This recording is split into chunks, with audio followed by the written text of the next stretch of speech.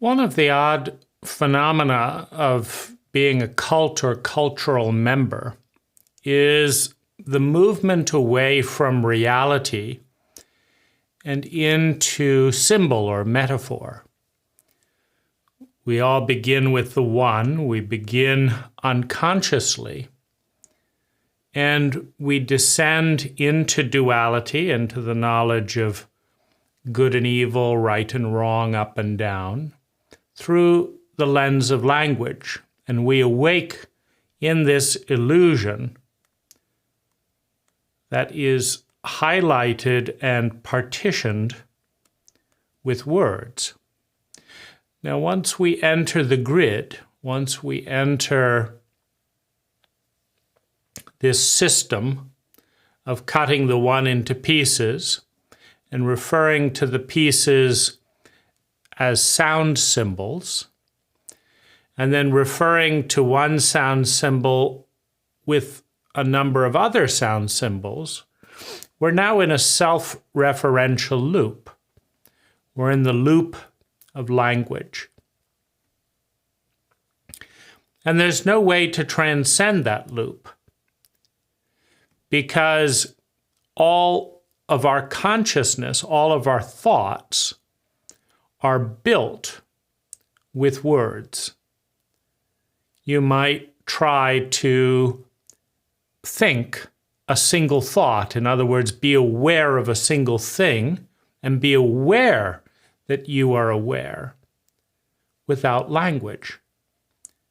But you can't do it.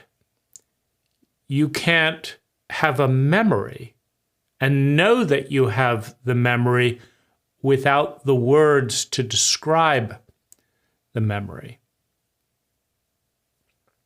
You can't communicate it and be conscious, and you can't bring that consciousness of that memory to others without language, right?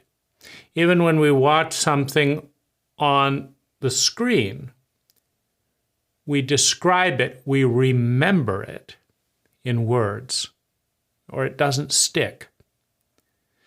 And words are ultimately a symbol. They're not the thing, right? We have the word hand, but that's a sound. And the word hand is not this thing here, right? But this thing here is also not a hand in the way that a word would suggest, right? This is actually not a hand. It's integrally connected with the body, which is integrally connected with the species, going through all the ancestors.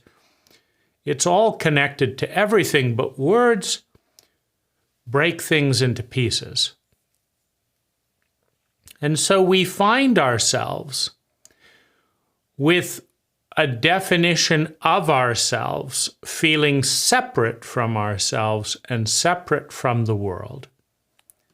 And as such, we feel separate from God, from Goddess, from all that is.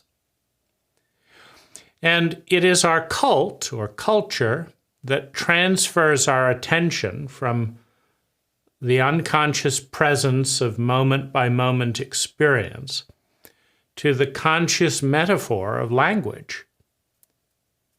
Pay attention to what I'm saying, not to what's going on outside the classroom. Pay attention to what I'm writing. Read this book. Don't focus on your life directly. See it through the lens of these words. Right? So first, sounds are symbols of patterns of energy. And then letters are symbols of sound. And then we talk about the letters, right? So we talk about, we read something, we see it on the news, we read something, and we talk about symbols of sound, which are symbols of patterns of energy. And while doing that, we're often unaware of what's actually going on. We're busy in a conversation and drive by all kinds of patterns of energy, but we didn't notice them because we were paying attention to the symbol, to the words. So it reaches a point where the self-referential loop is so deeply entrenched, and the I has identified so closely and deeply with a pattern of thinking, feeling, speaking, doing, and being, right, that we just refer to the words with more words and pretend that that's who we are. And we wonder why we feel separate from ourselves, from reality, from the divine.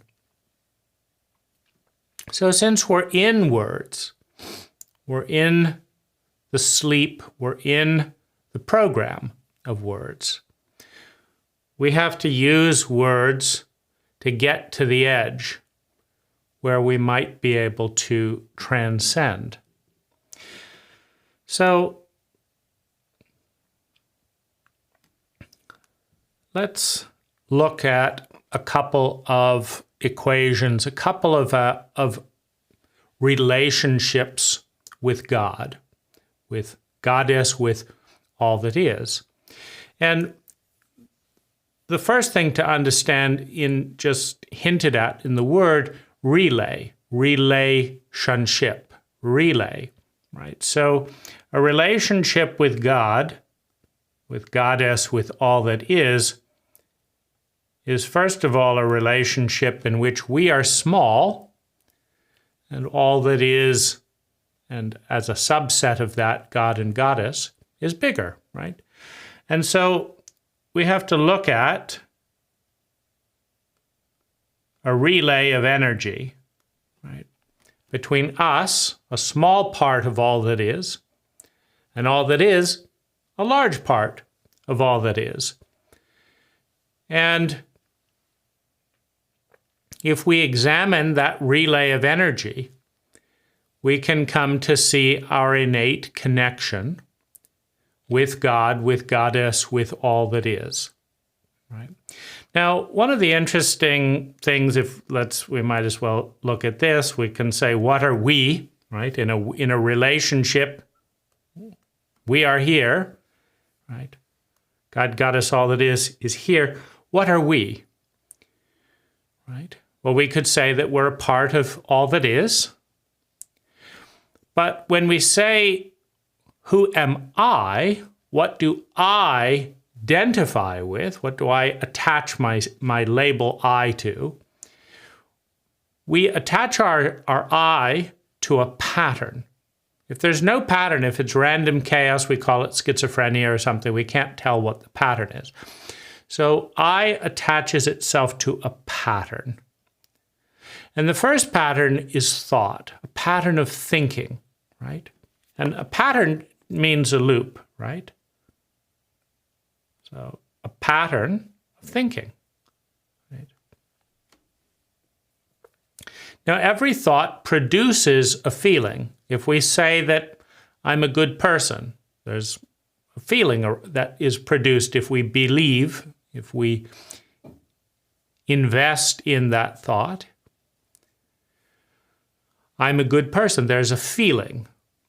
If we say the words and think the thought with those words, saying I'm a bad person, there's also a feeling, right? And if we believe that pattern, the feeling will be more intense. But we also have, to a much subtler degree, feelings about everything. If we say that's a chair, right? That symbol has a number of associations. Throughout all of our life, we've had interactions with things that we've sat on. And some of those interactions have been positive, and some of those interactions have been negative. And so when we say that's a chair, right, that's a jumping off point for that sound has been symbolizing all those interactions, I went down to the kitchen last night. I tripped over a chair. Damn that chair, right? So there's a feeling of frustration about the word chair that's associated with that memory in the body that's linked to that sound, the pain of falling, right? But there's also, I was so tired, and then there was a chair, so there's a feeling of gratitude, right? So there's this one sound, chair, but it has all of these links to biological memory. And when we say I, we mean those are my links, my memories, meaning I link to those thoughts, those patterns of thinking, the feelings they produce, those patterns of feeling, those patterns of speaking, right? You can't speak without a thought, right? So the thought comes first, and out of it, a pattern of speaking, hopefully somewhat consistently with the thoughts. And then there's a pattern of doing, right? I think, oh, it's a good idea to do this. And so maybe I do it, maybe I don't, right? But there's a relationship. I may say I think it's a good idea to do that, but I also think I don't want to do it. And I think I should do what I want, so I'm not going to do it, right? But that's all relaying, a relay between the pattern of thinking and the pattern of action, right? And then there's the pattern of being, right? The molecules, the nose, the presence, right? The body, the pattern of being. Within that pattern of thinking, feeling, speaking, and doing, there is the pattern of being. So that's who the I is. Well, what is all that is? What is God, Goddess, all that is? Well, the words God and Goddess are synthetic in the sense that they are created by our cult, right? Our cult speaks our language, so they're created by our cult. They're not, the word God and Goddess don't exist in the 95% of cults that have expired, that have gone extinct, right? Cults keep coming up with languages and belief systems and worldviews, and then they go extinct. Right? Anthropologists tell us that 95% or more of all the cults in human history, the Egyptians, this, that, they're extinct. The belief systems have died, the languages have died, and so have the people who spoke and believed them. That's a dead cult, right? So, but we have our cult, right? We have our cult, and in our cult, we have the terms God and more recently or more anciently, Goddess. So God and Goddess, the splitting the divine into the masculine and feminine component, right? So those words are, of course, a thought, a symbol. The word God is not God. The word goddess is not goddess, right? It's a symbol, just like the word shirt is not a shirt. The word shirt is a sound, shirt. But it has nothing to do with the shirt except that we choose to believe that it is the right sound, which it is in a network where people figure out what you're talking about if you use the word shirt for this pattern of energy here. So we can say that that's who we are. We are an identity, and we identify with a pattern of thinking, feeling, speaking, doing, and being. And so the relay of energy would be the interaction of our thinking, feeling, speaking, doing, and being with the larger ecology that we are a part of, out of which we emerge and to which we return. So one of the relays of energy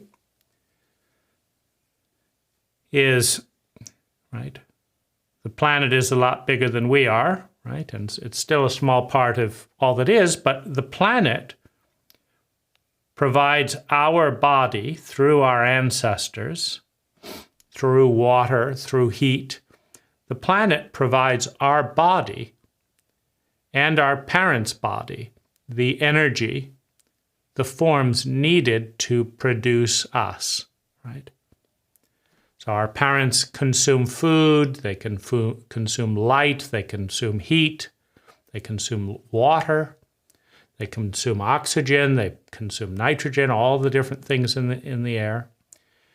And then they give that to us. So it comes from the ecology through our ancestry into us. And then when we die,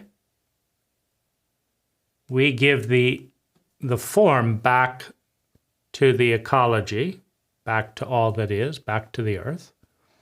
We may burn it and give it to the earth in the atmosphere as smoke, right? Or we may in ash.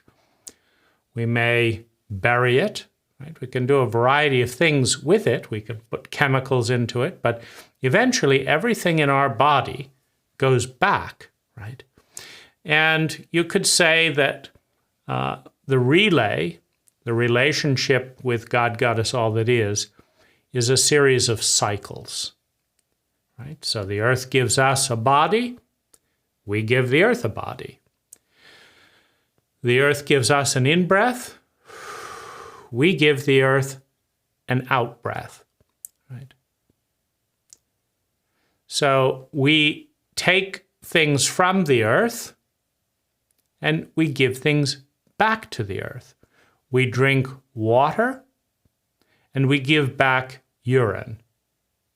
We consume food and we give back fertilizer for the food, right? So you could say that our relay, the relay of energy, is a cycle, is a circle, is a series of cycles and circles in an ongoing relay of energy on different dimensions at different time frames. So you have longer cycles, the birth, living life, and dying cycle. And then we have shorter cycles, the in-breath and the out-breath. Then we have medium cycles in between. Maybe we learn to study things and then we forget things, right? And we start working at a job and then we leave the job, right? So there's a tremendous amount of relay going on all the time. And it's one of the reasons that it's a delusion to believe that we are separate from anything, right? This moment traces all the way back to the Big Bang. But this moment also traces 1 trillion years into the future. Right? What's going on in this very moment has a relay of energy with what's going on 1 trillion years from now. Now, obviously, it's very tiny, right?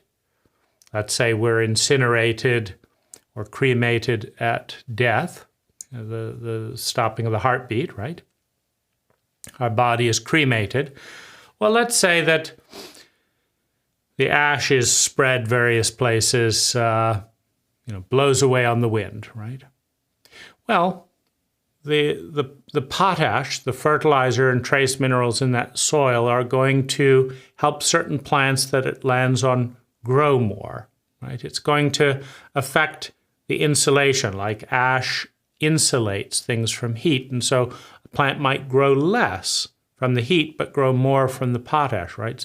So there will be things that happen differently because we were cremated, and things that happen differently because the ashes were spread here rather than here. Now those slight differences will continue for the end of time, right?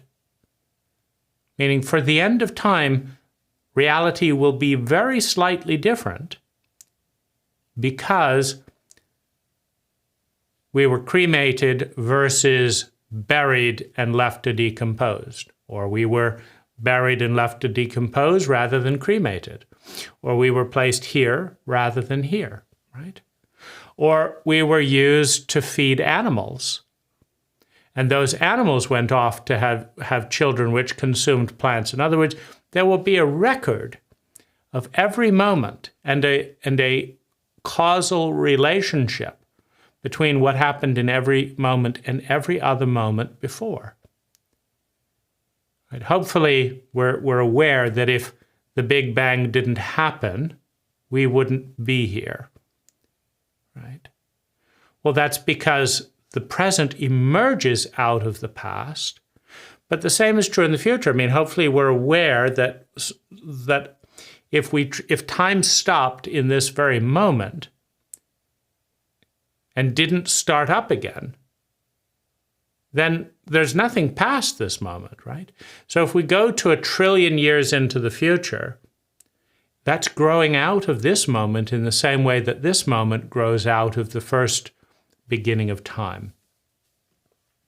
Now, that creates a relay of energy, a connection between the first moment of time and the last moment of time, if there is one. And it may just be a circle, a cycle, right? Where every moment in time is connected by a thread. Well, the same is true with space, right? We can't say that, right? We can't say that there's truly a void, right? There's less dense atomic and subatomic particles in different sections, and because they're less dense, they're not very congealed and complex, we say that that's empty space. We say that, but we know that there are, in fact, atoms and subatomic particles going so crazy, in that, quote, space, that we can't even keep up with them. We can't see them, and we can't keep up with them even if we could. They're just zooming so fast, we just can't even count all that's going on, right? So there isn't really any truly empty space. There's just different densities of form, that some of which we can experience, some of which we don't have observing and measuring devices to experience. So our little bit of space right here has a bit of space next to it. And that has a bit of space next to it. And that has a bit of space. Our planet, next to California is Utah, right? Next to United States is Canada, right? There's no gap where it's just empty void. If you keep moving along space, the first loop is you just go round and round the Earth, right? And there's always something next to wherever you are in the Earth, there's something next to you, something to the left, something to the right, and it just keeps going round. But even if you leave the Earth, right, there's not a real void. We call it space just because that's the stuff that's low density. But we keep traveling through space, and we will get to something at some point. We'll get to something like a moon or a sun or a star, right? We pointed a straight line. There's lots of dense things that will hit at some point. And if we go through those, there are things on the other side. In other words, all space is connected. We are connected through space, what we call the word space. We are connected to everything, past, present, and future, through space and through time. So it's a pretty strong relay of energy. And if we look at the possibility field, out of which the probability field forms in more dense form, and then the actuality field is much more dense at the center, is it possible to have a north without south? I don't think it is. Is it possible to have a possibility field out to the left without a possibility field out to the right? Is it possible to have a good possibility field without a bad possibility field? Like, is it possible to say that, what's really good is to have a lot of money and not have it be bad to be broke or deeply in debt, right? Once you define something and say, okay, that's really good, you're also defining its opposite at the same moment as the opposite of what you just said was really good. That's then really bad. If that is really good, then that's really bad, right? So the question is, can you delete a single possibility in the possibility field of all that is and still have anything, right? What if the possibility field is like a sweater thread that goes through all the different things, just like a clock? Like, could you have a clock that turns round and round with the possibility of being this time, but it's just impossible to be that time? Right? Well, how does it turn through that time to get to that point? Can you do an equation without the number 3? Like if you just delete the number 3 from all equations and just pretend it doesn't exist, and you have to pretend because nothing else will work, right? In order to get to 4, you pass through 3. In order to go from 5 minus 2, you've got to be, there's got to be something there, right? And so if the entire possibility field unravels like a bit of yarn in a sweater, you just keep pulling and unstitching it. If you unravel one possibility, eventually the whole sweater comes undone. Right? That's why you have to patch up the hole. You can't let it, or it'll just keep unraveling, and pretty soon there's no sweater. What if the fact that you didn't exist as a possibility meant that you couldn't exist as a probability, and you didn't exist now? But if you deleted the possibility of you, you also deleted the possibility of the whole species. That when you open up to the possibility field of a species, it has to include you, because the actual field is always smaller than the possible field. And so what if your possibility is necessary for the possibility of everything?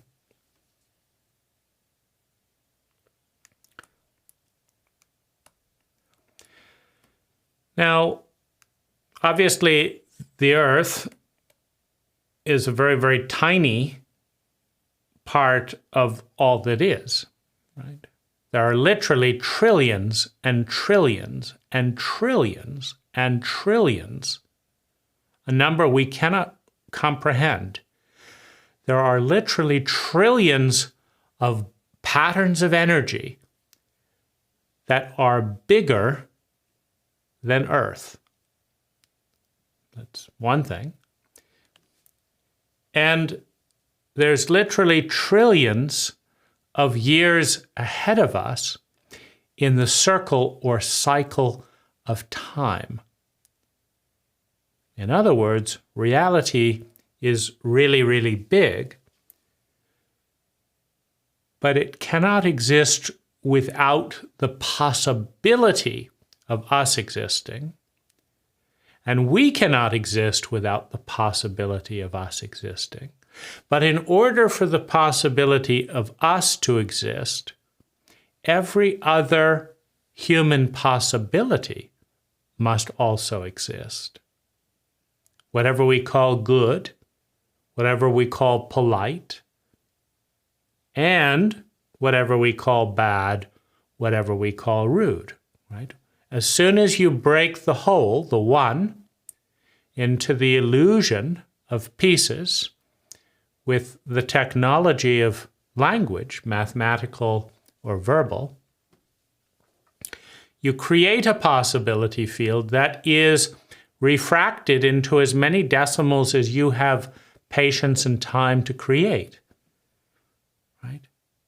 Because if you have patience and time to say, okay, that's 1 foot, well, then this is half a foot, right? This is quarter of a foot. This is an eighth of a foot. And you can keep cutting this in half for 10,000 years. It's a trillionth of a foot, a trillionth of a foot. You just keep cutting it in half. There's no end. There's no end. Which is why if you have patience, if you take enough time, you can describe, you can break the whole, into as many pieces as you want. But it is an illusion of language. If you cut even one, if you just take the earth and cut it in half, that's a mental delusion. Right? First of all, we don't know how to cut it in half. But secondly, let's just pretend that we really deleted half of the earth. Well, what is the earth? It's this, and it's no longer the earth. But also, think of the oceans pouring into the molten core right here where it was cut. Think of the steam eruptions of the volcano. Think of falling off the earth because it's not spinning enough to maintain its gravitational pull. It's this and that. So it's just not working, right? It's not the earth anymore once it's been cut in half. But the other thing is physicists will tell us that the energy that is at the center of anything and everything that has ever been and ever will be, that the energy is not created or destroyed. It simply changes its form from time to time, right? That everything that we see as a form today is the original energy of all that is in different forms. That things transform, but they are not created or destroyed, right? And in order to, fertilize the roses, our body decomposes, right? It changes form from one to another, right? The asparagus changes form. The energy inside the asparagus changes form. We cook it, we eat it, and then it changes form again and goes back to the ecology. Right? So this says that God, Goddess, all that is, going forward into the future, will take this form and transit that form into another form for the rest of time. Right? That will be a part of life. Now, we cannot have a direct relationship with all that is. It's too big. So we have a direct relationship, just like we cannot have a direct relationship with humanity. It's just too big. But we can have a direct relationship with the current representations of humanity, with our blood family or the people around us. And we can have a direct relationship, a relay of energy with our ecology, our Earth, our planet. And that dance is sacred to the extent that life is sacred. Right? If you believe that life is good, is beautiful, then the dance that maintains life is good, is beautiful. The relay of energy is good. If you believe that life is bad, then it isn't, right? Then the search for a relay of energy between ourself and the divine makes no sense. But understanding that everything is innately connected, our suppositions tend to emerge out of our self-image. If we believe that we are bad and flawed, at some level we believe there's something wrong with God, Goddess, all that is, for creating us. Right? And so God must be delusional to have created me, or life must have a mistake because I'm a mistake. Right? So we tend to look for symmetry. But a sacred relationship would begin with a sacred relay of energy with our planet, with our network around us. So we have liquid, we have air, we have food, that's the short cycles. So we have breath. Breath is the most immediate, constant relay of relationship between us and all that is. Right? The more consciously we breathe, the more we honor, the more we enjoy our breath,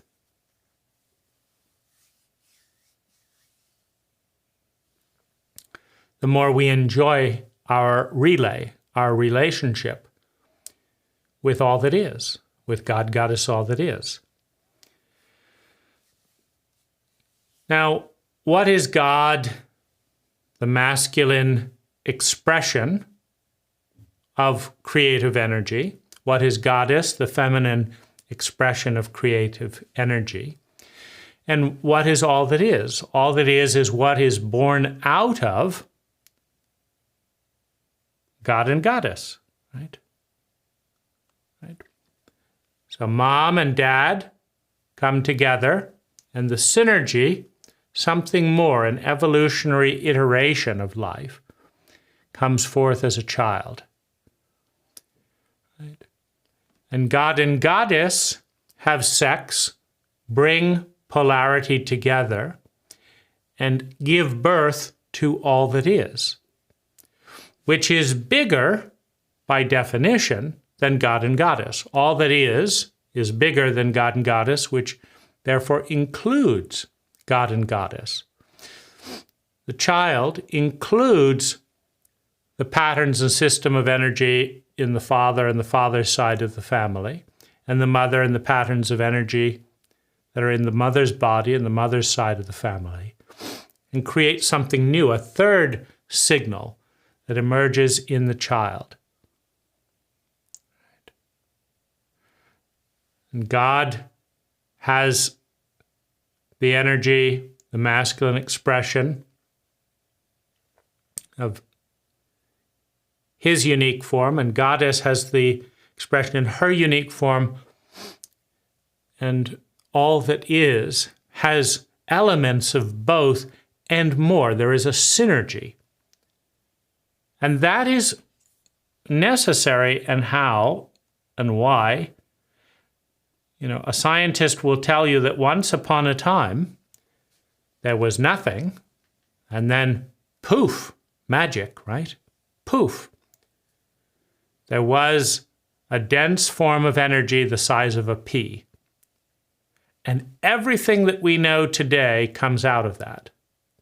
A little bit of a tall tale, isn't it? Ask a scientist to prove it, right? Get me just one of the trillion planets and condense it to the size of a pea. You know, do a double-blind experiment. Do that to multiple. Can't do it, right? But we have faith, right? We have faith that that's the way it was.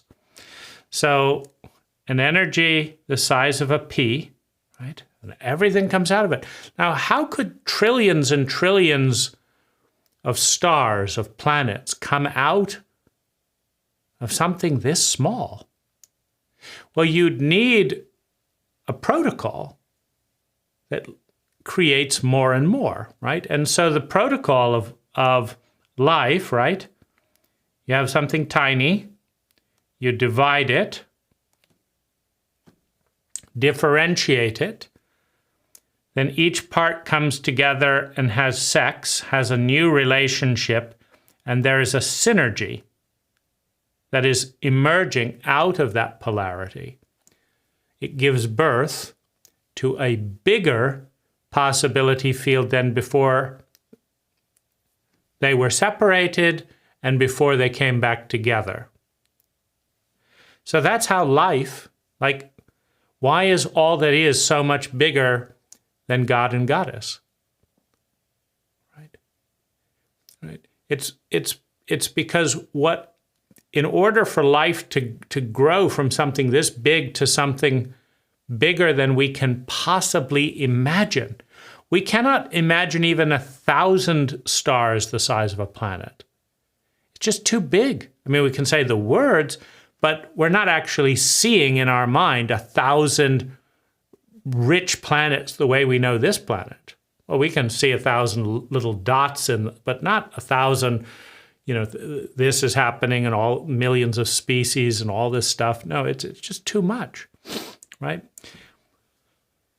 So God and Goddess give birth to the synergy, to the possibility of all that is, all that exists between the polarities of right and left, and they are infinite.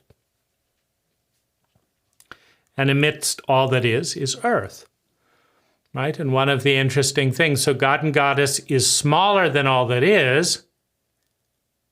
We are smaller than God and Goddess. We create God and Goddess at the limit of our imagination. God, Goddess comes together in synergy and in sex to create all that is. And we relate to all that is as a fractal pattern. Right? So God, Goddess, God in relationship to Goddess, God, Goddess in relationship to all that is, us in relationship to God or Goddess, and us in relationship to all that is, right? This fractal pattern occurs at smaller and larger scales. Our relationship with the divine, with all that is in its real form, not the abstract thing that we're losing touch with, in its real form, is the way we drink water, is the way we eat food. Do we enjoy that food? That is our relationship with God and Goddess. Do we enjoy the water? Do we enjoy our own body emerging out of all that is and returning to all that is? Do we enjoy our relationship with others around us? Do we enjoy our relationship? Are we present for it? Is it conscious? Do we like the inhale and the outhale? Do we like the birth and the death? Right? Because it seems like they're different parts of different cycles, but they're not. It all comes back to the one. Every part is within the one. The way we lose our sense of separation as we transcend the matrix of language is to stop dividing things into bits and pieces. As at some point we let that language go, perhaps at the moment of death, perhaps at a death of a certain iteration of consciousness. And then all that ever was there is one. There is no part of the one that is not innately connected to every other part of the one on multiple dimensions. And so the illusion created with language, the illusion must fall away. And when the illusion falls away, the wall, the line falls away. And all that ever was is us at different levels, beyond what we can possibly imagine and much smaller than we can possibly imagine. And when we stop separating ourselves, from others, from our environment, and stop pretending that the words that we say are real, we return. We return home. We re-acknowledge our innate connection to all that is.